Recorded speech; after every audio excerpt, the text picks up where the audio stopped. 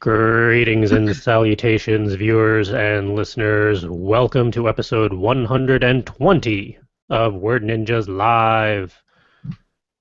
I am your host, Charles, coming to you tonight with pretty much the full crew of podcast peoples. Hey, who's with me tonight? Yes, I am Will and I am here.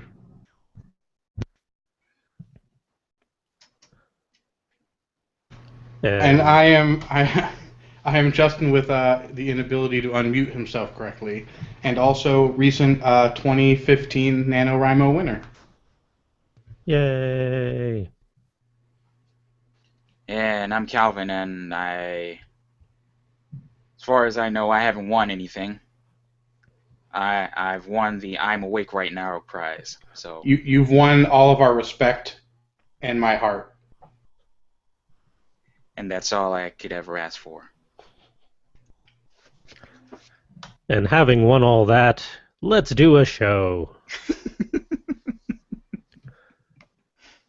What are we talking about this week? Let's see.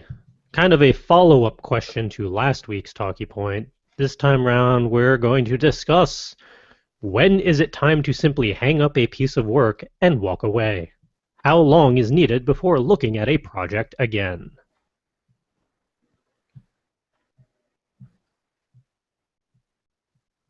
Does anyone want to kick things off?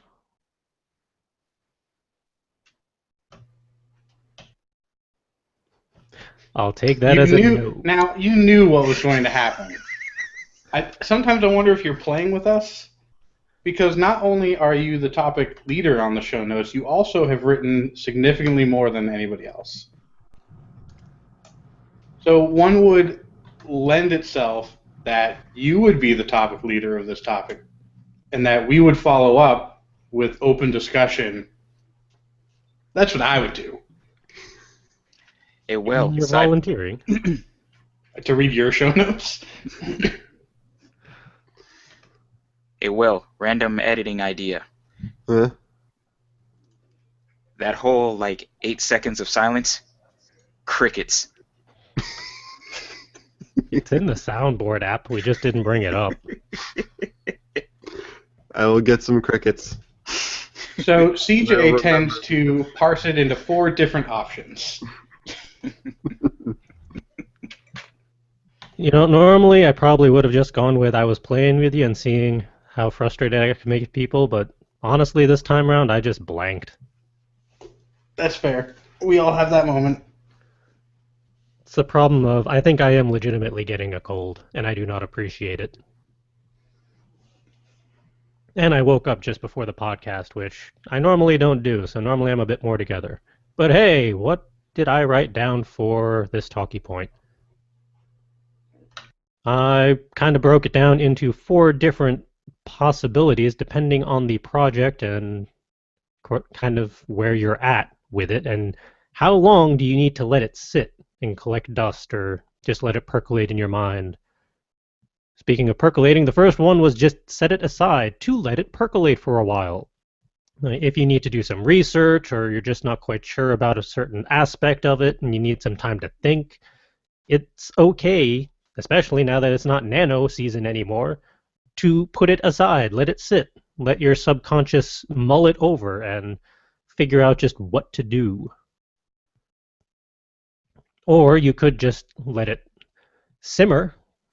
If it's a priority project or you have a deadline or something you want to work on regularly, you don't want to let it just sit and grow cold and then forget about what you were trying to figure out in the first place. You can poke at it every once in a while, but you don't have to have it on the top of your desk all the time. I know I've done that on plenty of projects. Or you could just let it sit and cool indefinitely. Sometimes you're just not ready for a project. I know Slash and Burn, the first time round, I was not even remotely ready for it. I had no idea what I wanted to do with those characters or that world, which is probably why there's 13 different versions of it and various alternate universes. Each time round, I get a little bit closer to just what I want it to be because I've learned more, I've become a better writer, theoretically. and I now have the skills to pull it off. And of course, if you've already set something aside, you are allowed to return to it. You don't have to let it die forever. What did I write? It's rare for a story, character, or idea to be completely unusable. It is possible, because nothing is impossible, only improbable or impractical. But I have 2 or 3 Trapper Keepers in my corner of all of my writing back to first college.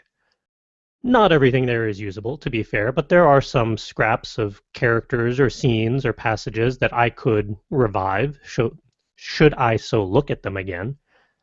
Every once in a while I do, just to see what's in there, and there is some good stuff that I want to poke at some point.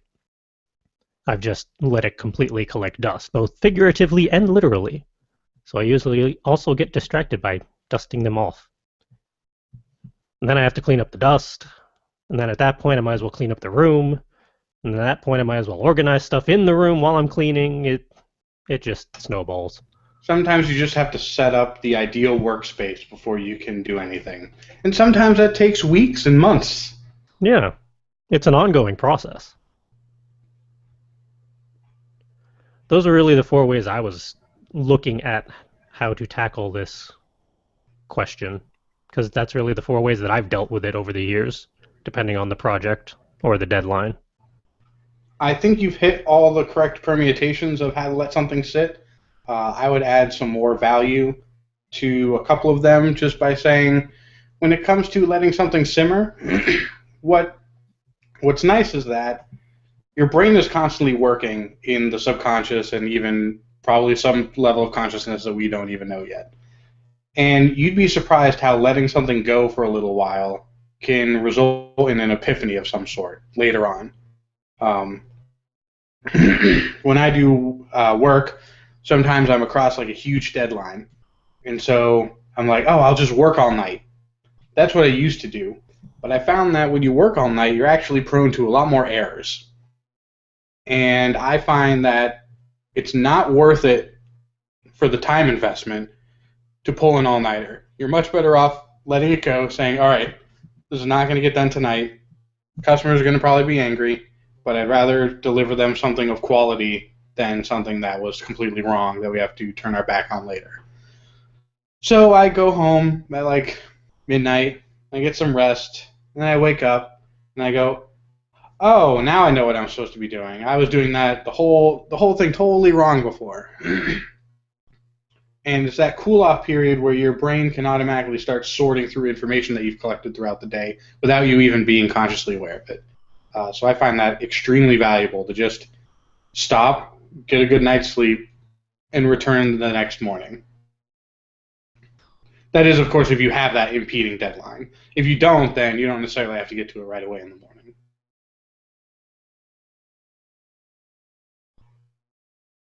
The other thing I would add to that would be when you are lacking passion,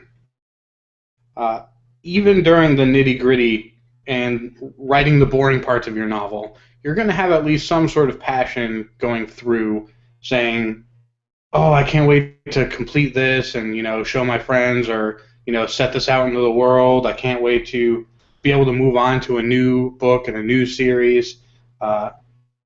And not just for writing either. Sometimes you're working on another document or some sort of artistic endeavor, and it's just not the right time yet. And you don't really feel it anymore. And so it's important to understand that you don't feel it, and instead of trying to, slog through and, half-ass kind of some of your work, I think it's better to just recognize that you're not passionate about what you're doing at that moment and to go do something else until you can rekindle that passion in some way, either inspiration through, your favorite website. Maybe it's Inspire the Muse. Probably will be in the future. And once you get that inspiration back, then you can start working again. I have to agree with that one, especially. I had that a lot when working on Roommate, where there were points where I was trying to force chapters out, and I just didn't have the passion for it, and what I was writing was not good. That's when you know you got to put it up. Or also, like I think I wrote in the show notes, when attempting to work on your piece makes you frustrated, then you might want to set it aside and take a cool down for however long you need to find your muse again and get back into working for it while it's enjoyable or at least not frustrating. It's funny, even on top of that, what you said. Once you start realizing that you're producing pure, unadulterated garbage, Mm-hmm. then it's also time to put something down.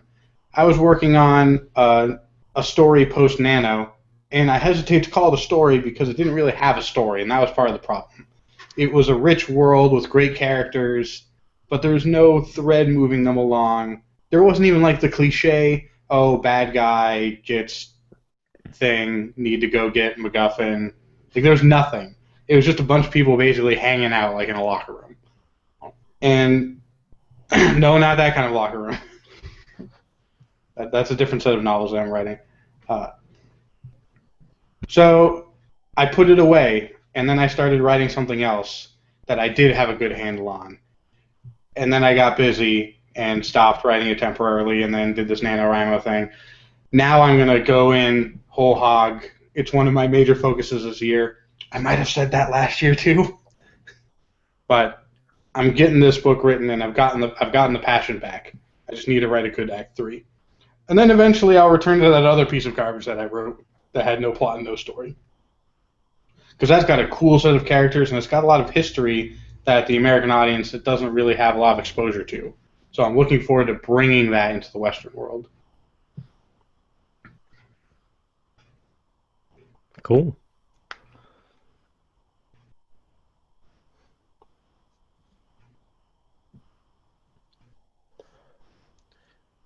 Any other additions or counterpoints or contradictions or one-liners we want to use to derail ourselves or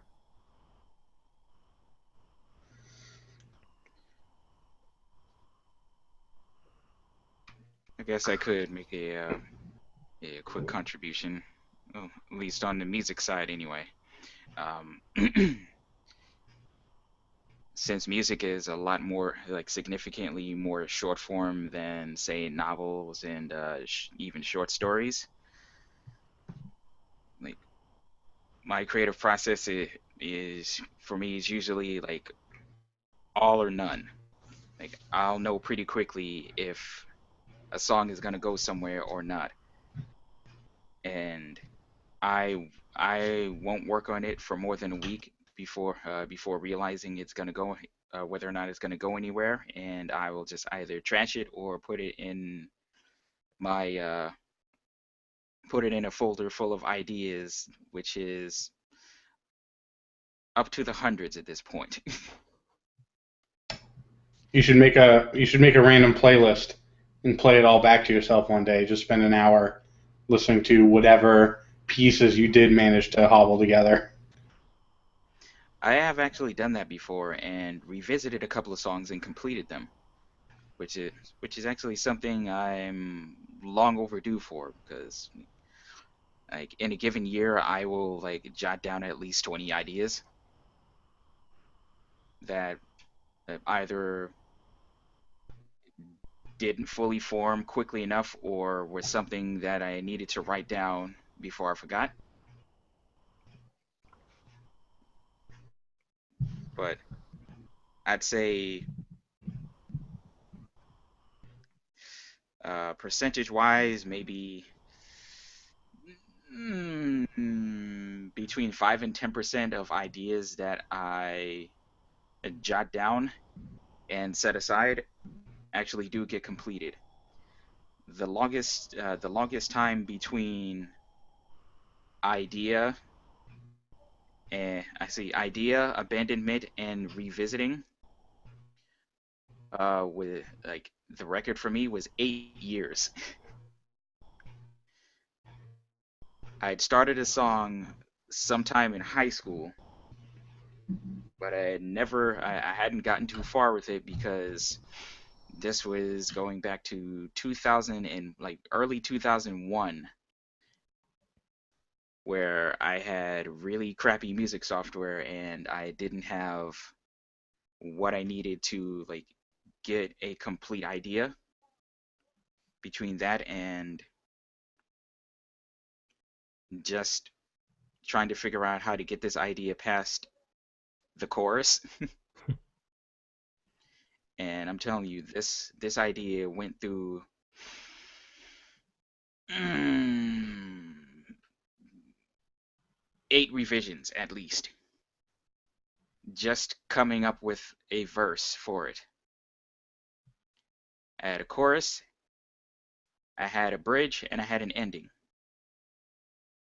and nothing to tie together. Sounds like that one of the novels I'm working on.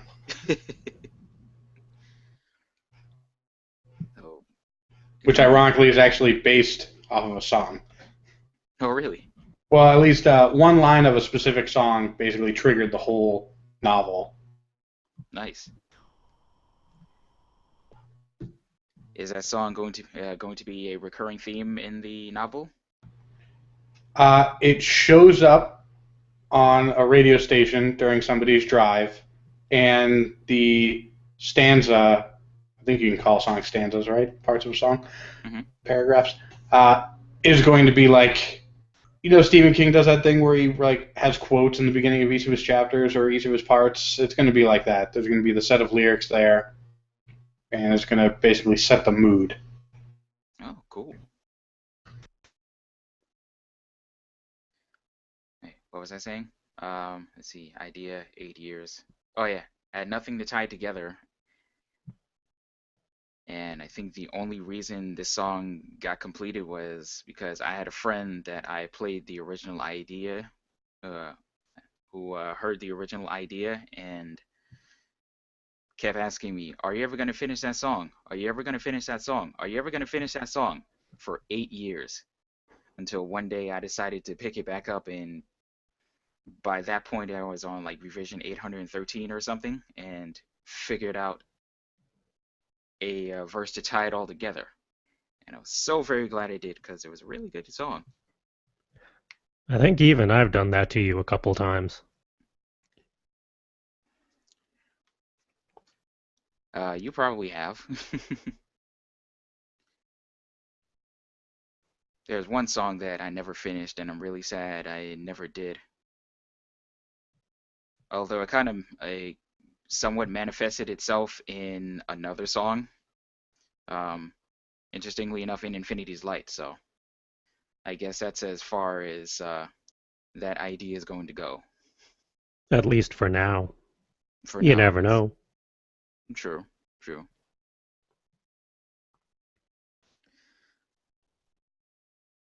But going back to the main topic, what was I going to say? Oh yeah, basically, it's kind of an all or nothing thing for me. Like if like I'll know in enough time whether I need to set the idea aside or just give up on it. Like, What do you do with an impeding deadline in combination of something you're just not feeling? Start over. I just start over because what I found is I'd rather work on an idea instead of beating my head over another idea that's not going to go anywhere. And I'd say 4 out of 5 times the new idea will work out better and I will finish it quicker than beating myself over the head with an idea that's going to lead to nowhere. That's absolutely true in the engineering world. Sometimes you're working with a model that you've built, a mathematical model, and you're just like, well, this isn't really working. I could tweak it and I could iterate on it. I can do a bunch of runs on it. And then it turns out, well, you know, if I started over and with this new thing in mind, then maybe I could make the original thing better. And I've occasionally scrapped everything that I did and start it over. Now that hopefully doesn't take, weeks and months to recover that scrapping. But usually we have a phrase at our work. It's always faster the second time. And that kind of rings true for me with writing music, and interestingly enough, writing code too. Theoretically, you know what you're doing going in the second time instead of just guessing and putting out feelers. Yeah, spaghetti coding is as much fun as that can be. Like, actually having an idea of what you're doing will usually work out better for you.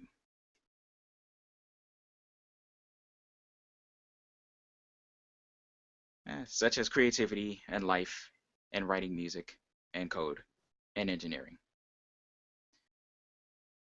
Circle of life. We don't have the rights to that song. No one play it or sing it. Even if it were out of tune. Especially if it were out of tune. We don't even know the rights to the lyrics.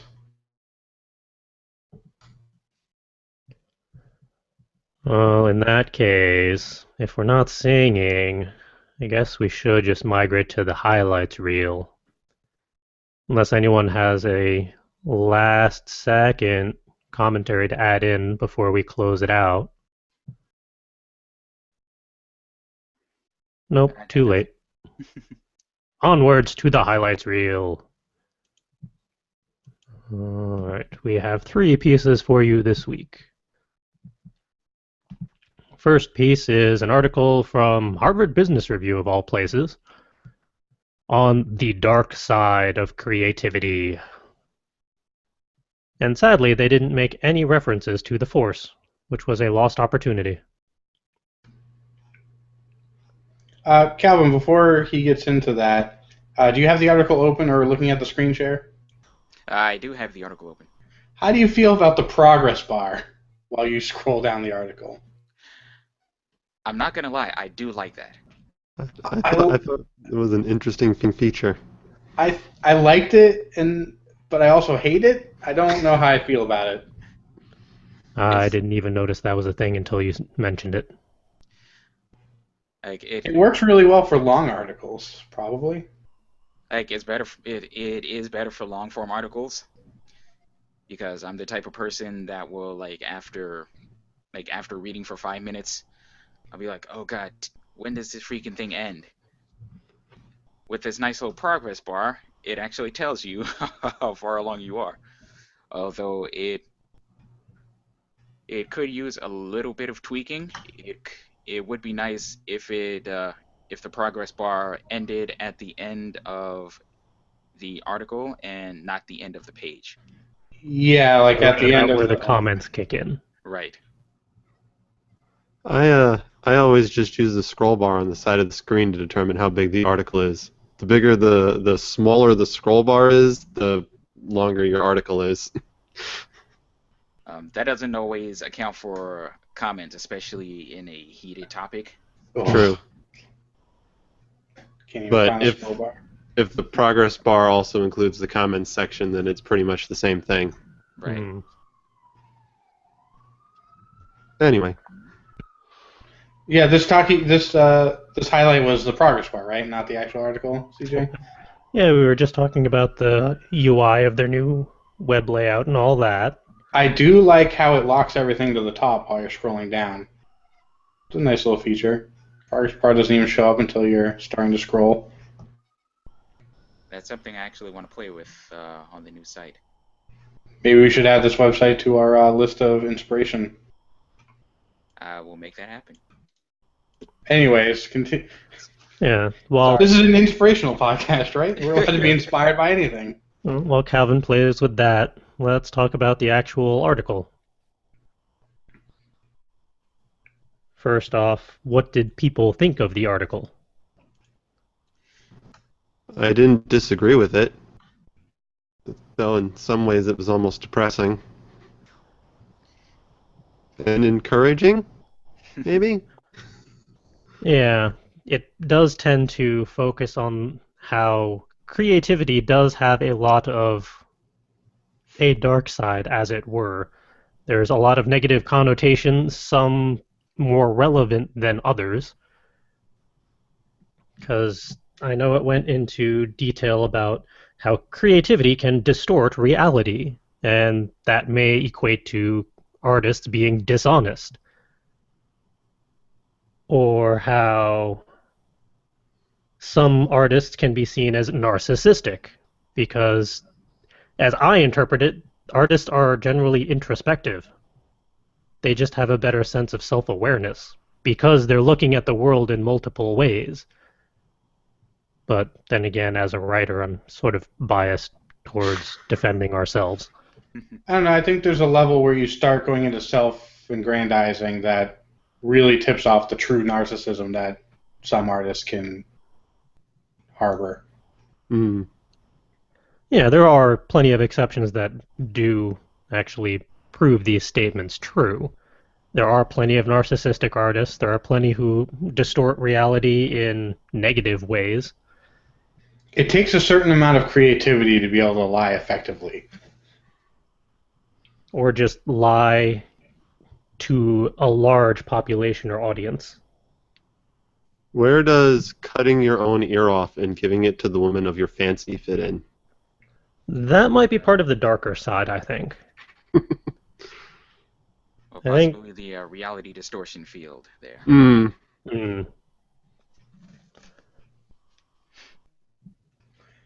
Now, do we think that some of this can also arise from people getting lost in the marketing side of their creative endeavors?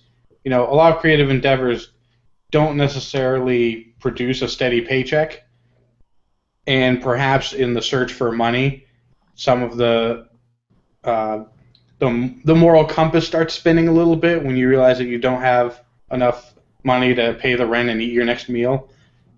And maybe that affects the emotional and moral decisions that artists make for. I would expect so.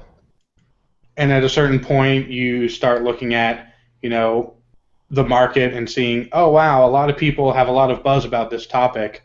Why don't I manipulate that for profit? And then I can work on my, art that later.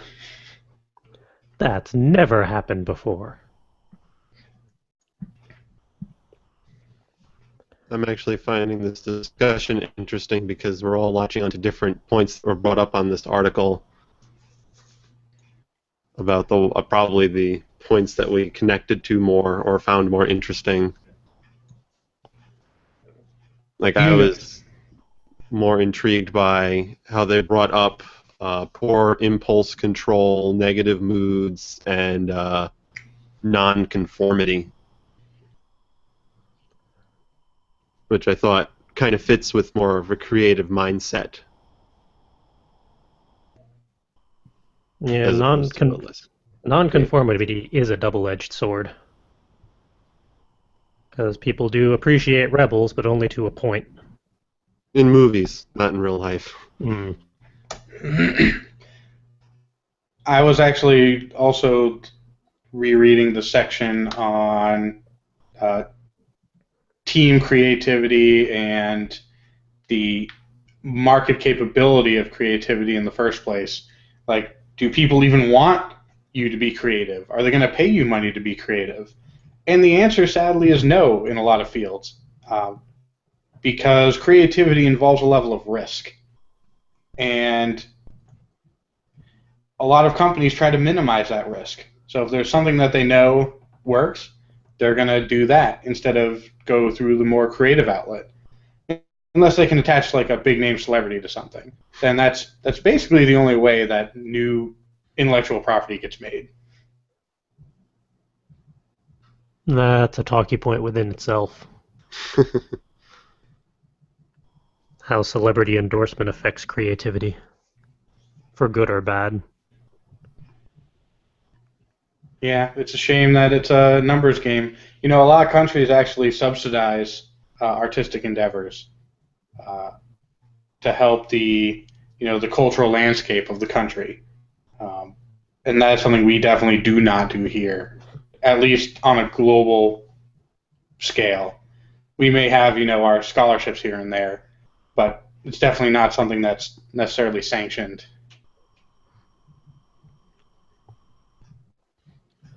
Or at least actively supported. Right. Even I was reading an article about like video game making, and some countries, I don't remember which ones, but you could make a video game that's like a AAA title and make lots of money. But what if you wanted to create a video game that kind of, push the boundaries of what video games can represent and how they tell a story? But it's going to be sort of niche and not profitable. Well, how would you go about, either it's a labor of love and you do it for free, or you don't do it at all. But what if there was a body of people that actually supported the creative arts and realized that, oh, hey, if we want this person to be creative, maybe they shouldn't also have a full-time job on the side. Maybe they could unleash even more culture and creativity into the world by actually subsidizing their creativity in a certain way. That's why most artists are latching on to organizations like Patreon or Kickstarter, Indiegogo, and even Etsy still. There's plenty of places out there where we can get our creative works out there or supported by like-minded individuals. But even those people all those companies revolve around themselves making a profit and sort of selling their networking capabilities. What's interesting about like the government grant would be, oh, here's a chunk of money, now, do what you want, given the proposal that you gave us that let us give you this money.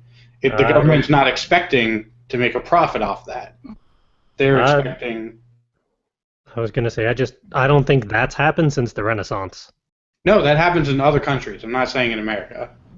I can't recall which countries. There are obviously some smaller countries with smaller populations. Something in the Eurozone.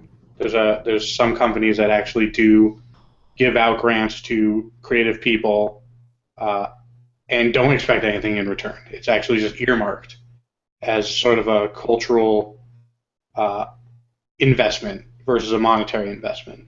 And that's what I thought was really cool. Maybe I should try to find that article and put it in the show notes at some point. Yeah, I'm intrigued. It's almost kind of like when a small town wants to do a revival and hires a bunch of artists to paint over graffiti with murals on buildings, but on a larger scale. Hmm.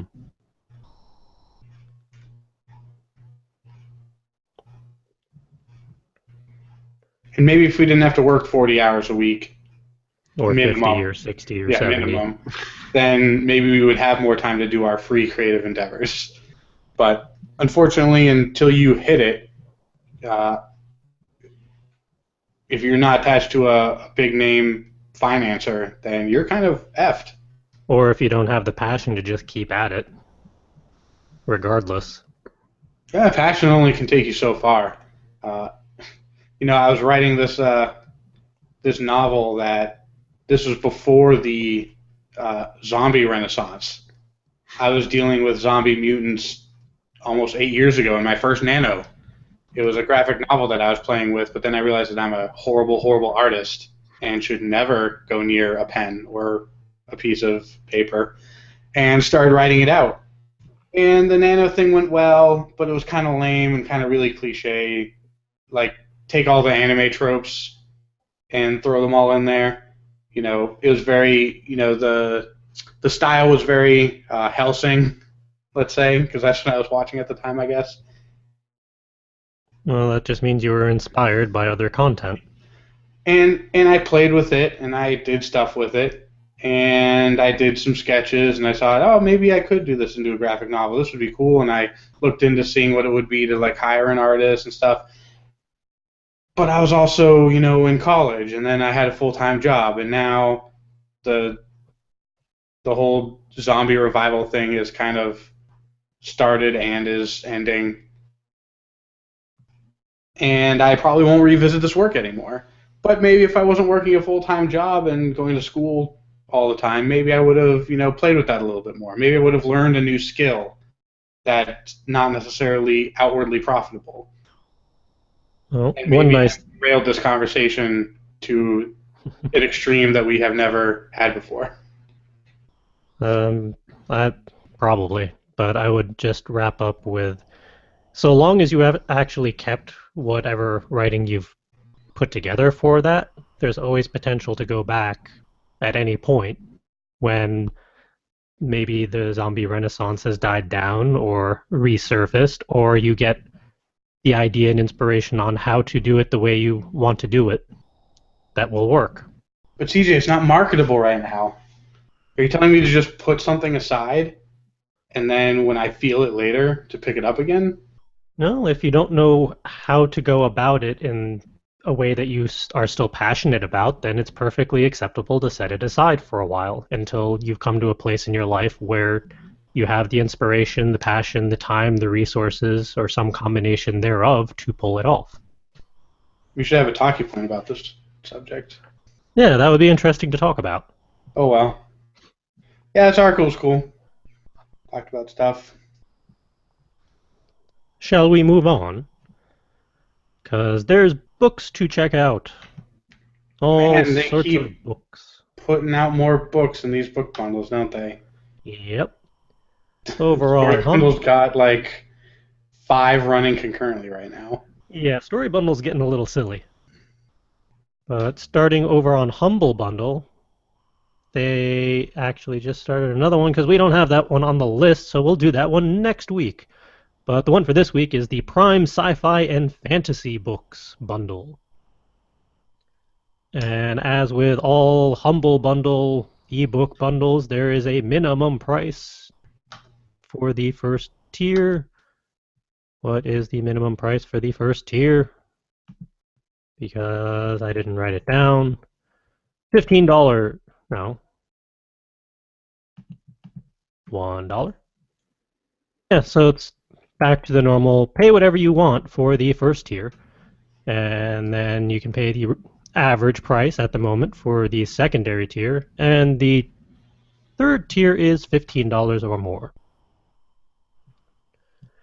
Now, if you're curious as to just what is in a sci-fi fantasy prime or prime sci-fi fantasy bundle, let's check out the first tier, which is $1 and up. You would get Word Puppets by Mary Robinette Kowal with an intro by Patrick Rothfuss. Digital Domains, a decade of science fiction and fantasy, featuring Kelly Link. One-Eyed Jack by Elizabeth Bear. And Obsession, Tales of Irresistible Desire, featuring Lawrence Block, Joe R. Lansdale, and Fritz Leiber. So 4 books for at a minimum $1. Not too shabby for ebooks. But if you wanted to go to the average price, which is currently $13.05, you would get all those books plus Witches, Wicked, Wild, and Wonderful, featuring Neil Gaiman, Ursula K. Le Guin, and Madeleine L'Engle. I'm intrigued now. New Cthulhu 2, More Recent Weird, featuring Caitlin R. Kyman. The Year's Best Dark Fantasy and Horror for 2015, featuring Kelly Armstrong, who is a fantastic author and very addictive to read. The Year's Best Science and Fantasy Novellas for 2015, featuring Nancy Kress and Patrick Rothfuss. Mermaids and Other Mysteries of the Deep, featuring Neil Gaiman and Peter S. Beagle. Time Travel, Recent Trips, so I guess just short little jaunts through time, featuring Michael Moorcock. Zombies, because you gotta have zombies during the zombie renaissance. More Recent Dead, again featuring Neil Gaiman. He's all over the place. And New Cthulhu 1, I believe it's implied, The Recent Weird, featuring China Miéville and Sherry Priest. Nice.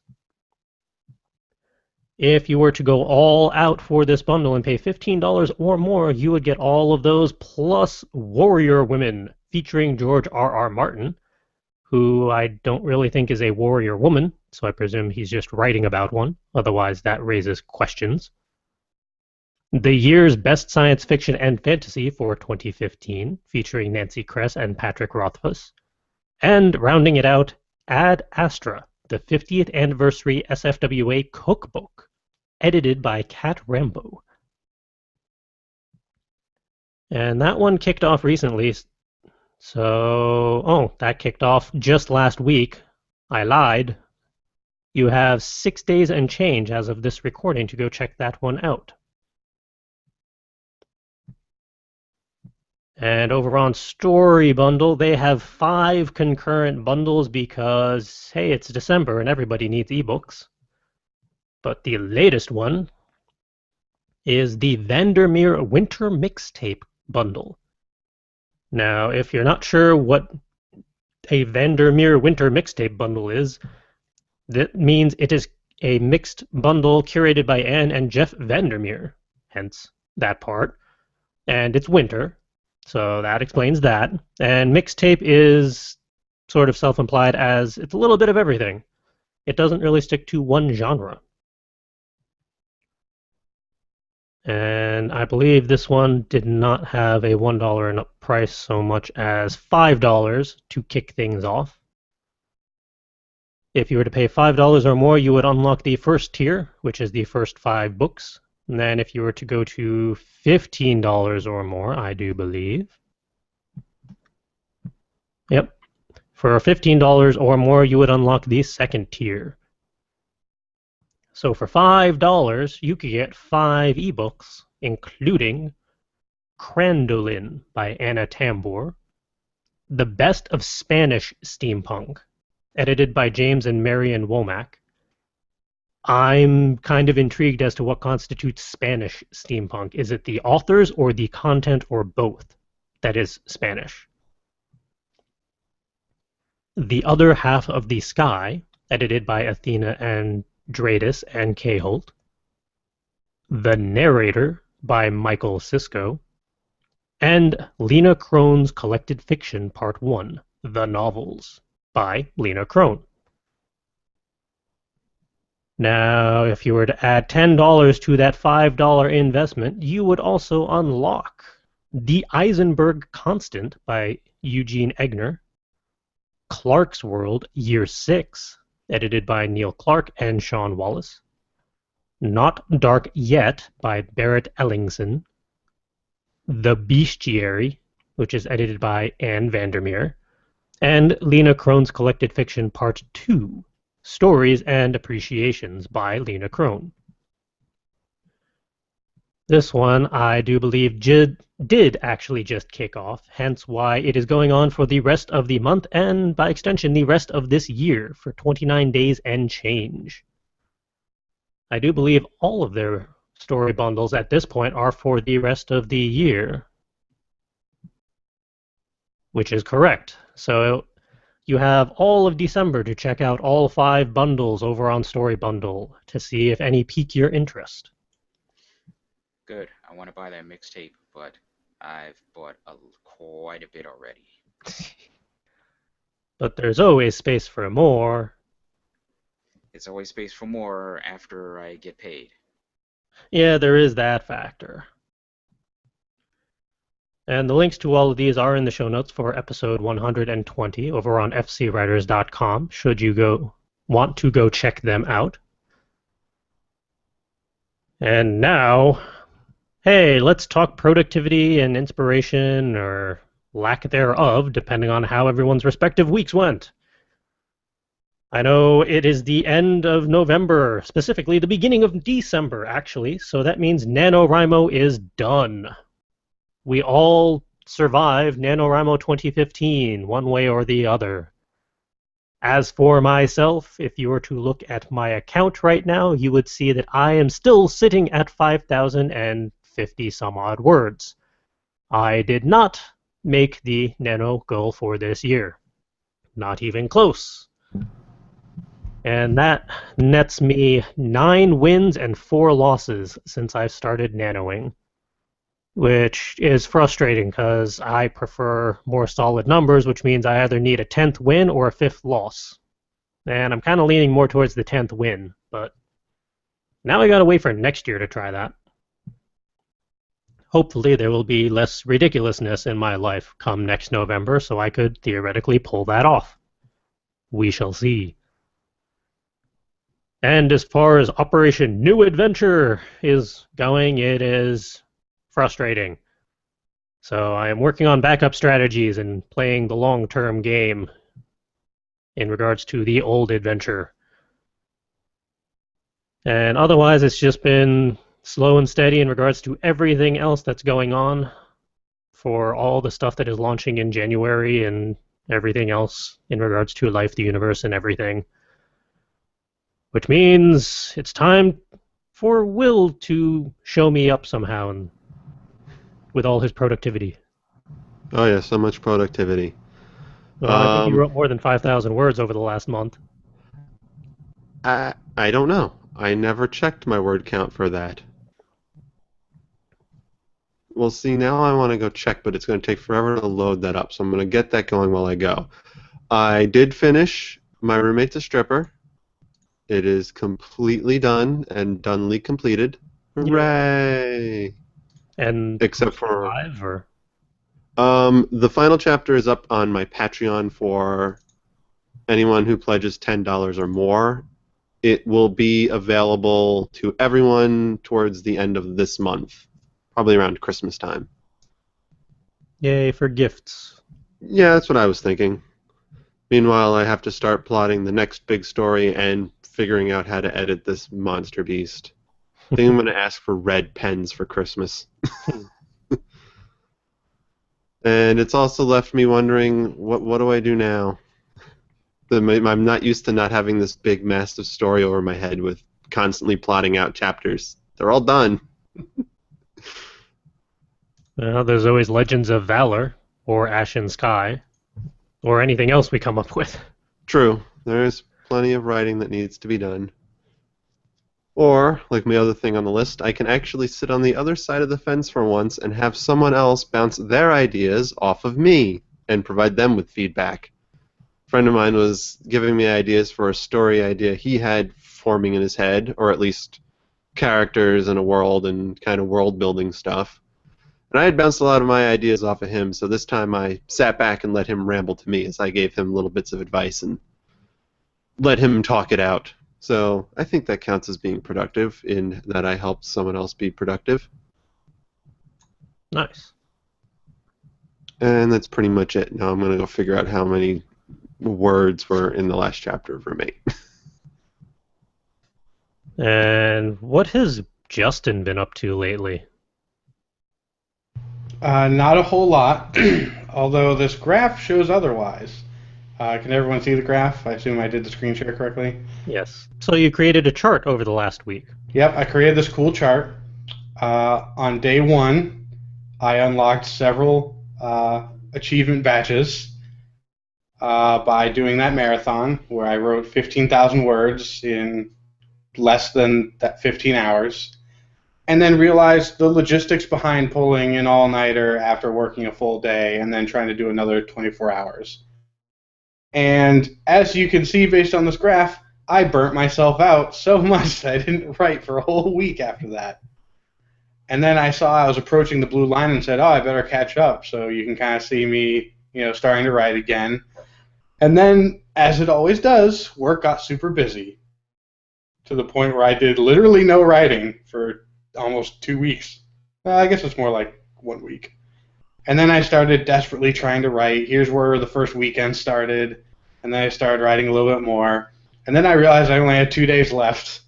And I wrote a whole bunch the day before, got to 47,000 at like midnight and passed out, went to work the next day, and then managed to get to 50,000 words right before midnight. Hooray. And what's fun is that the Office of Letters and Light has asked me to write an article for them about my experiences doing 10 years of nanoing. And that's due in a couple days, too, so I should probably start writing that very soon. I've already got the basic idea of what I want to write, so that's not going to be that hard. But yeah, that's a cool honor. cool recognition, and I'll let you guys know when that's posted online so you guys can read it. So yeah, that was my noveling adventure. I plan on putting the nearly raw, nearly unedited version of it online somewhere because somebody asked for it. The other thing I did, which was fun, was I made my own advent calendar for my wife for Christmas this year. I took a bunch of decorative Chinese food takeout boxes. And hopefully not used at first. No, not used. So she wanted both one of those Lego advent calendars, but she also wanted a big Lego set. And I couldn't do both. So what I did is I took the big set, I printed out all the instructions, and parsed it out across the 25 days. So each box has instructions and all the pieces to get started on that step. And day one, which was yesterday, was just putting together all the minifigures, which are over here. All this stuff is all stuff that we got from last year. This is sort of the display Christmas area. And then as the days go by, there's random other gifts inside that she doesn't know about yet. And then the final day is a really big gift, which she really doesn't know about yet, which will be really fun. I don't know. It looks the same size as all the others. It is because I put a piece of symbolism in that box that represented the larger gift. And sometimes it's filled with candy, because everyone loves candy. Cool. Nicely done. So, yeah. It took me like 4 hours to do, because I basically had to build the Lego set, and then also understand the instructions, and then also put them into the boxes, and then also fill the boxes with other stuff. And it took a long time. All while she wasn't there watching you do it. Right. At one point, I realized that I missed 2 of the pages in the instruction book and had to recopy them. I later figured out that I probably could have just printed the instructions from online instead of photocopying every single page one by one. That was dumb. But anyway, so I was missing 2 pages, and I basically pulled her out of the office and told her to go wait in the bedroom while I printed out 2 more copies. Now that I'm not screen sharing it, is there anything else in the show notes that I did? Unlikely. Nope. Those are basically the only 2 things I did during the week. Nano took up a good portion of the last week, minus work. So we're good. Well, congrats on winning. Thanks. Nicely done. This weekend I don't have any plans, so I'll be able to be even more productive. Oh, there is one other thing that I did I totally forgot about. CJ didn't remind me. Somebody else ask me to go. remind you. Somebody else go. Calvin, you go while I try to pull up this website again, because it may take me a minute. Okay, so what have I been up to? Let's see. Before you get rolling, I'm just going to cut in and say you're getting quieter and quieter, and now you're just a whisper. Really? Yeah. At least comparatively to everyone else. How about now? Same. At least you're not a robot. How about now? Little better, but only because you sound frustrated. Hold on a second. I don't want to put this on full blast. How about now? Maybe it's just me because I'm not really hearing much difference. I don't know. I think he's better. I think he's better. I think you're good right now, Calvin. Are you Just sure? roll with it. Yeah, I think you're good with As it. well I think can play CJ with fits it in post. As the guy who edits the audio, I say it's fine. All right. Cool. I guess I'm going deaf. You're in good company. Your defense, CJ, he was quiet, but he has since improved. Okay. All right, so let's see. I'm in the middle of Operation Wait for the Dag Blasted title to my frickin' car to arrive in the mail, and it's going on week 2 right now. I have this wonderful car that my cousin has given me, but he couldn't find the title, and complications and more complications. So now it's just sitting in a garage looking pretty. That's exciting. But other than that, I've just been amassing a lot of ideas for different things, websites, musics, a possible story, possibly. So we'll see where those go. Really not a whole lot else going on. Just playing the waiting game. I'm also waiting for the DMV to give me the my actual license. I've been holding on to the receipt that the evaluator gave me after I passed the road test for about going on 2 weeks now. Just waiting for everything. Patience is a virtue. Patience is BS.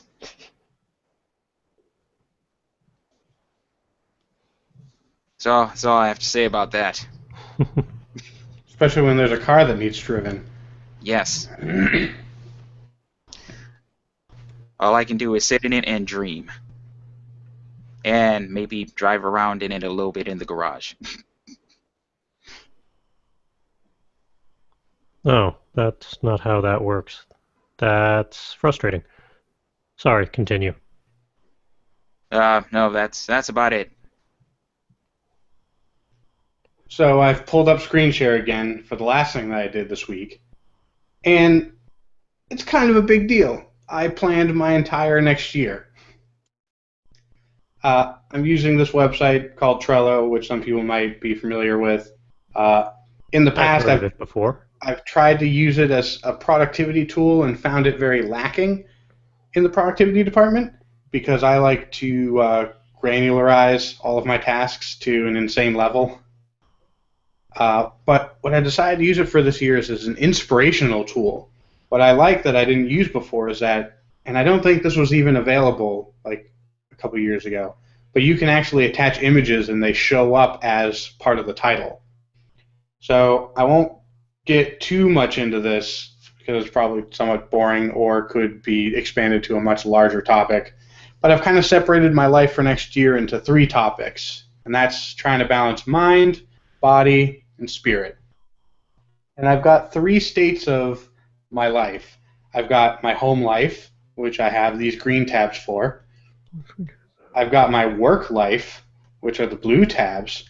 And I've got my entrepreneurship life, which includes Inspire the Muse stuff and other fun endeavors that I'm working on. So I've got these 9 simple goals that I want to try to accomplish next year. And they're all attainable and they're all trackable. For example, learning Mandarin is going through the Rosetta Stone Mandarin progress. Losing weight, that's easily trackable. Joining the ranked ping pong at work is just a list of people that I need to defeat handedly. And then read 12 books, and Hike Connecticut is basically go on a hiking trip every month during the seasonable weather time, except the 2 months I'm taking off for vacations. So, yeah, this is cool. I really like how this came out, and I'll probably use Trello for this in the future. Adding the pictures adds a whole nother level of inspiration to this, and I can look at this, once a month and look at my progress. For example, if I click on take the FE exam, then it shows what the curriculum is down here, all the topics I have to research, and then here are all the practice tests that I want to do, and then take the actual FE exam. So everything's very trackable, which was what I tried to get accomplished. And then I used Asana to granularize everything and set up deadlines for everything. But this is just really for inspiration, and it came out really well, I think. Cool. So yeah, just planning my whole next year. That was the only other thing I did. I would ask how Tranquil 2015 went, but that's actually our talking point for 2 podcast episodes from now. Yes. So I'm going to hold on to that. Yep, it's still here. I can still go back to it. But speaking of questions, apparently the Q&A app does actually work, more or less. It just doesn't notify people unless people who have asked questions actually tell you, hey, there are questions that are being asked. Wait, there's a Q&A app? There is a Q&A app. Oh, is that what that Q&A button is? Yeah. And I inadvertently tried to see what happens if I select a question, and it then said I was answering the question even though we weren't. We were going over our stuff. So I don't know what that looks like on the live stream. Oh, that's what you were saying. Oh, that's how that works. Yeah. And to the audio stream, it doesn't matter because you're not going to see any of that. And for all I know, will just cut that entire part out. We shall see. And assuming that this is who I think it is, don't worry about it. You didn't fail Nano. You cannot fail Nano. As long as you did anything and you kept it in your mind and it sparked some sort of creativity, you've won in my book.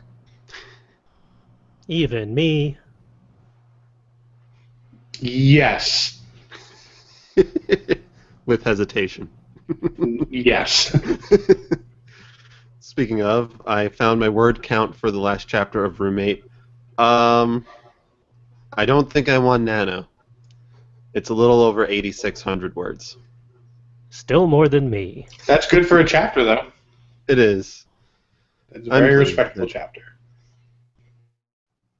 And it's probably way more quality than the garbage that I wrote.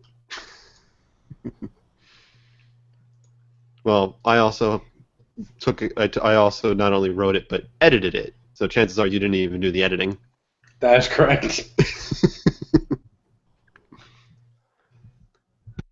So for future reference on live stream episodes, because of the fact that we use Hangouts on air, looks like the Q&A app is the way to go to ask us questions or comment on stuff in real time so we can actually see it, since live commenting is still frustrating.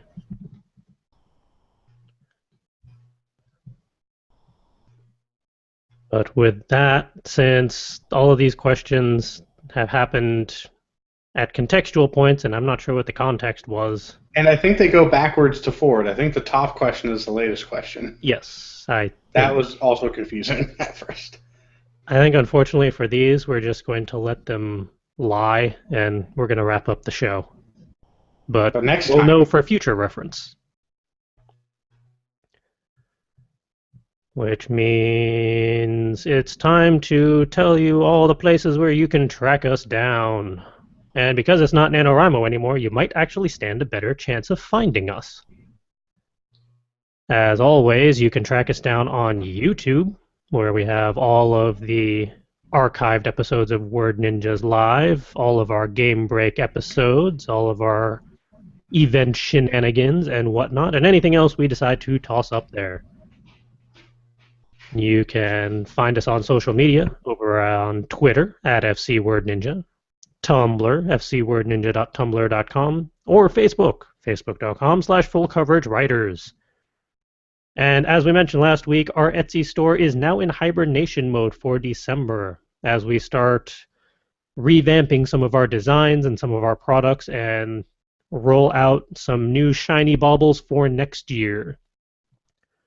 Now, anyone who made an order before December 1st, so basically while they were still in Nano, are still going to be honored and sent out accordingly, but at this point, you are going to have to wait until next year to see what sort of shiny baubles we put together and offer up. And if you want to find me, as always, your best bet is still my personal Tumblr, fancypantswolf.tumblr.com. Because everything else is pretty hit or miss. Mostly miss. Where can our viewers and listeners find everyone else? You can usually find me on my Tumblr page at darkhom.tumblr.com. It's spelled DARKHOM, so people can find it. I'm going to be reworking my writing blog now that Roommate is over. I'm going to make it a general writing blog, so the handle for that may change. So that's pending. And of course, you can always support me on my Patreon page at patreon.com/darkhom. And you can find me at my website, mechanicaljustin.com, which will be updated much more regularly now that NaNoWriMo is over. I also have a very active Twitter account at MJOnTap. And you can find me on Twitch live streaming, which should also happen a lot more frequently now that Nano is over, at MechanicalJustin. In fact, I already have a plan for a couple live streams, so it should be fun. Nice. And trying to figure out what social media I've used recently. I think I've been kind of radio silent on Instagram, but Instagram and Twitter are at CCWII. I think I complained about something on Twitter earlier today. So yeah, go check that out. Ooh, and not to pimp anything that they don't pay us to pimp, but if anyone's been to the Gotham Writers Classes website, it has gotten a huge facelift since the last time I've been on there. Holy crap. Hopefully in a good way. Yes. It actually looks like a modern website. And one Cool. might argue uses like the Hollow theme for Android. I'm not familiar with that, but yay for upgrades. Yep. I only bring it up and only looked at it because there's a 10% off for anyone who won NaNoWriMo, Nice. which is pretty cool. Oh, you don't even need to win. It's just for anyone who did Nano. That probably means they were a sponsor, Yep. because there were a couple organizations that had ongoing discounts and deals regardless of if you won or not. Yeah, so that's something I'll be taking advantage of in the near future. Yeah, definitely worth checking out. And I will report back and see if it's any good. And our viewers and listeners can do the same in the respective comments section after this live stream ends, and the comments actually work. So until next week, go put your Nano novel to rest. Let it sit a while. That is what I'm doing. Into Catch the up on garbage. everything else that's happened over the month. And for those that feel like the No Shave November has had its fill, by all means, clean up. Or keep on Now, going until are next November. you trying to tell me something? No, it was just I realized that No Shave November was a thing and December is now a thing, so I asked somebody when they were going to shave off their No Shave November beard. Now I was like, it's December already, right? And they're like, what are you talking about? I was like, ooh, awkward. technically it is. I mean, No, you're they not say- wrong. They say, what are you talking about? And because they didn't know what No Shave November was, they just happened to have started a beard in November, independent of the costs. So whoopsie on that. Hashtag no shave ever. Yeah. That would not end well for me, because I can't pull off a proper beard. I would just get mutton chops and a goatee. I can't even get a goatee. It doesn't connect. And now that everyone's tuned out and skipped to the next podcast in their queue, Hey, let's hit that stop broadcast button. at least it Nice wasn't an advertisement, guys. big red button on the bottom that will stop us from talking in your ears until the end of time itself. Wait, what? You didn't realize these are just on infinite loop? Oh my god. My poor mother-in-law.